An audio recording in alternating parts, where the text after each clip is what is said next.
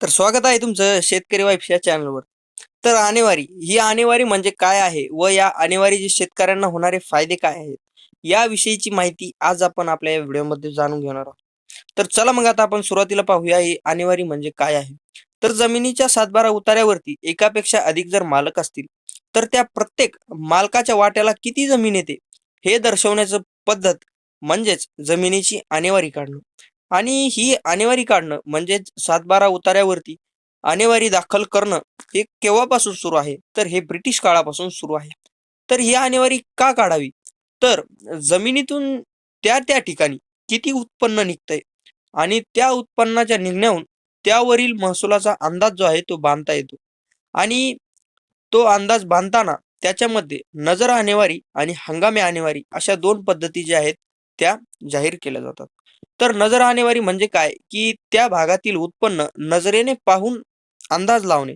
आणि हंगामी आणेवारी म्हणजे काय, ज्या त्या हंगामातील त्या ठिकाणाहून निघणारं उत्पन्न याचा अंदाज म्हणजेच हंगामी आणेवारी. तर अशा काही प्रकारच्या 2 पद्धती आहेत आणि अशा काही प्रकारच्या 2 पद्धतींचा अर्थ आहे. तर याच्यामधून शासनाला कशा प्रकारचा अंदाज जो आहे तो बांधता येतो. तर शासनाला शेतकऱ्यांच्या उत्पादनाचा अंदाज जो आहे तो बांधता येतो. आणि याचाच अंदाज बांधता यावा आणि तसेच जे नैसर्गिक आपत्तीमुळे जे म्हणजे नैसर्गिक आपत्तीमुळे जे शेतकऱ्यांच्या उत्पादनात जी घट आहे, याचा देखील अंदाज लावता यावा आणि या दोन्ही अंदाजाहून जे मिळणारा महसूल आहे, त्याचा देखील अंदाजा लावता यावा. याच्यासाठी ही आणेवारी जी आहे ती काढली जाते. म्हणजे तुमच्या लक्षात आलंय का, की शेतकऱ्यांचं जे उत्पन्न आहे, याचा देखील अंदाज बांधता येतो आणि नैसर्गिक आपत्तीमुळे जे उत्पादनात घट झालेली आहे, त्याचा देखील अंदाज लावता येतो आणि या दोन्ही अंदाजाहून जे महसूल आहे, त्याचा देखील अंदाज जो आहे तो लावता येतो आणि महसुलाचा अंदाज लावण्यासाठीची आणेवारी जी आहे ती काढली जाते. तर याच्यासाठी ही आणेवारी जी आहे ती काढली जाते. तर आता आपण पाहूया, या आणेवारीमुळे जे आहे ते शेतकऱ्यांना कशा प्रकारचे फायदे होतात. जर 50% कमी जर आणेवारी असेल, म्हणजे त्या भागात जर 50% कमी आणेवारी जर निघाली, उत्पन्न जर घटलं, तर त्या भागात दुष्काळ जो आहे तो जाहीर केला जातो. आणि या दुष्काळ जाहीर केल्यामुळे पिकांचं नुकसान झाल्यामुळे शेतकऱ्यांना नुकसान भरपाई मिळू शकते, हा फायदा शेतकऱ्यांना होतो. त्याच्यानंतर कर्जमाफी देखील मिळू शकते, हा शेतकऱ्यांना फायदा होतो.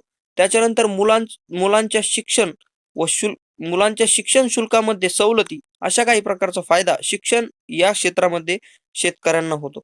त्याच्यानंतर पिण्याच्या व शेतीच्या वापराच्या पाण्यामध्ये तसेच वीज बिलाच्या संदर्भातील सवलती देखील या आणेवारीमध्ये दिल्या जातात. तर अशा काही प्रकारचे फायदे जे आहेत ते शेतकऱ्यांना या आणेवारीमधून होतात. तर आता आपण पाहूया दुष्काळाचा आणि आणेवारीचा कशा प्रकारे संबंध येतो. म्हणजे याच्यामुळे दुष्काळावर कशा प्रकारचा फायदा जो आहे तो शेतकऱ्यांना मिळतो. आणेवारी जेव्हा आपण काढतो, वेगवेगळ्या भागांमधील उत्पन्न आपण जेव्हा पाहतो, जर त्या भागांमध्ये सरासरीपेक्षा 50% कमी इतका जर पाऊस झालेला असेल, तर तो भाग जो आहे तो दुष्काळी भाग म्हणून जाहीर केला जातो.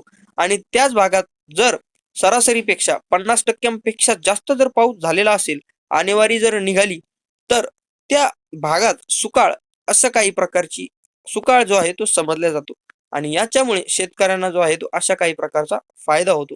तर जेव्हा आणेवारी 50% पेक्षा कमी निघते, तेव्हा खालील म्हणजे आपण आता वरील जी माहिती सांगितली, की कशाप्रकारे सवलती मिळतात, कशाप्रकारे कर्जमाफी होते. तर ही कर्जमाफी किंवा शैक्षणिकरित्याचे फायदे जे आहेत, ते अशा काही प्रकारे ही आणेवारी कमी निघाल्यामुळे शेतकऱ्यांना जे आहेत ते होतात. तर अशा काही प्रकारची माहिती या आणेवारीबद्दल होती. अशा काही प्रकारचे फायदे जे आहेत ते शेतकऱ्यांना आणेवारी या गोष्टीमुळे अशा काही प्रकारे होऊ शकतात. तर अशाच प्रकारच्या माहितीसाठी आपल्या चॅनलला सबस्क्राईब करा आणि जर तुम्हाला व्हिडिओ जर आवडला असेल तर एक लाईक नक्की करा.